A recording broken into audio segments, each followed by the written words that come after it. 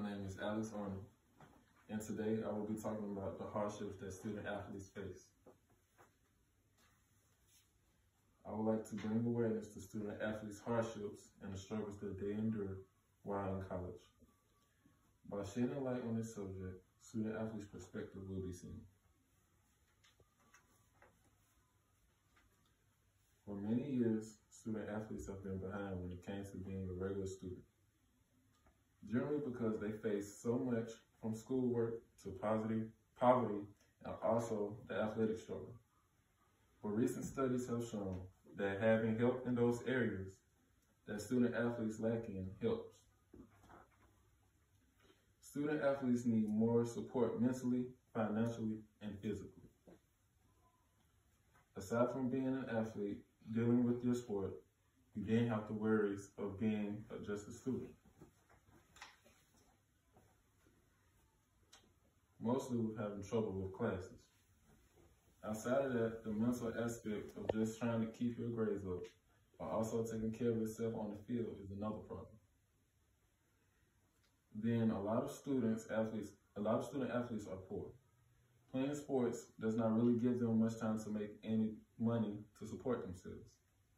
And also at the same time, staying on top of grades. All of this plays a hand into why student athletes depart from doing something that they passionately love doing. If you choose to be a student athlete, the effects are you will not have much time outside of your sport. I myself am a student athlete. I have had trouble staying on top of grades, as well as not playing to the best of my ability on the field, while also facing financial hardship. Trying to handle all three at once really tested me mentally. College athletes indeed need support in different areas, but primarily in one big area. College athletes need more mental help. According to the National College Athletic Association, there were a total of 477 deaths, and 35 of them were from suicide. Mental health is very important and is way more important than sports. When dealing with everything, being a college athlete, I fell into depression as well. But I am glad I was able to reach out to others to receive help. Student athletes' families are also affected as well. According to the NCAA, 86% of college athletes live below the poverty line.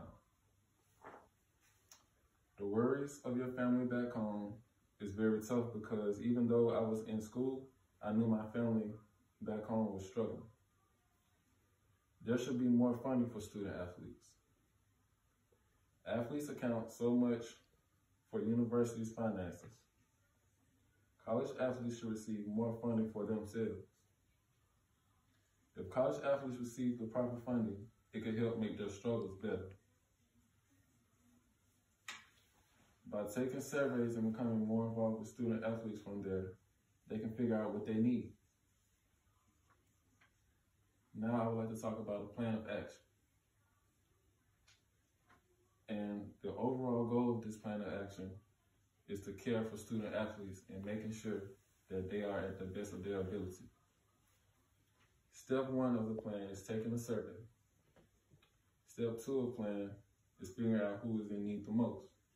Step 3 of the plan is getting assistance to every college athlete. Step 4 of the plan, then do a follow-up.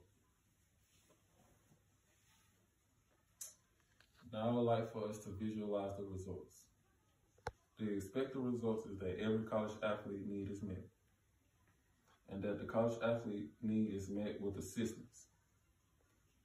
The consequence of inaction will be that the college athlete has not changed, and that the people in charge would have failed the athlete.